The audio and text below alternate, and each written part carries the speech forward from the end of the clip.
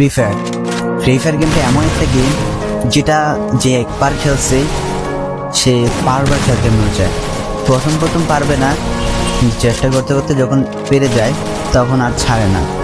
আর এই গেমটা যারা একবার খেলছে, যার মনে একবার জায়গা করে নিয়েছে, সে কখনোই এই গেমটা বলতে পারবে না। সে যদি একদিন 2 দিন 7 দিনও না খেলে, সে 7 দিন পর আবার থেকে এই গেমটার ভিতরে ঢুকবে। কারণ এই গেমটা কখনো কাউকে কষ্ট দেয় না। এই গেমটা সবসময় সবাইকে আনন্দ রাখে। এই গেমটাতে আমি অনেক সময় কাটাইছি, আর এটা আমি কখনো ভুলতে পারবো না। এই গেমটা আমার কাছে এমন একটা গেম যেটা কিনা আমি বলে বোঝাতে পারবো না।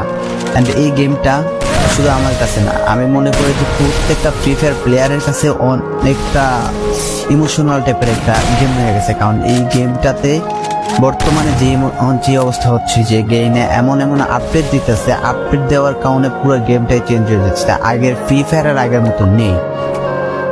তো এই কারণে হয়তো কোনো এক সময় আমরা এই গেমটা ছাইড়া দিতে হবে, তবে ছাড়া হবে না। যদি ছাড়া হয় তাহলে শুধুমাত্র গেমটা ব্যান্ড হওয়ার পরে ছাড়া হবে। তো যদি পার্মানেন্টলি গেমটা ব্যান করে দেয় তাহলে আমাদের এই গেমটা থেকে বিরত থাকতে পারবো।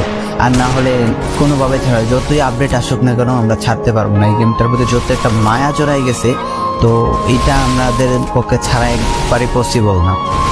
ফ্রি ফায়ার গেমটা এমন একটা গেম যেটা যে একবার খেলছে সে বারবার খেলতে মনে চায়। প্রথম পারবে না, চেষ্টা করতে করতে যখন পেরে যায় তখন আর ছাড়ে না।